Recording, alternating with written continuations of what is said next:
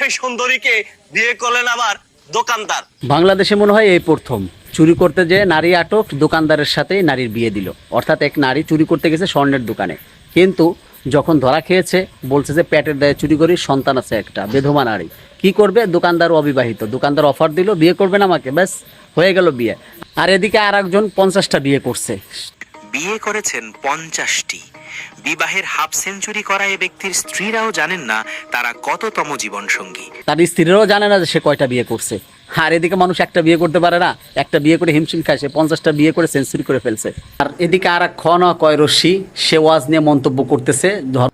ওয়াজে কি বক্তব্য দিতে হবে সেটা ধর্ম মন্ত্রণালয় মনিটর করবে এবং ইসলামকে অপমান করার কারণে ধর্ম মন্ত্রণালয় থেকে ওয়াজের বক্তব্য নির্ধারণ করে দেওয়া হবে।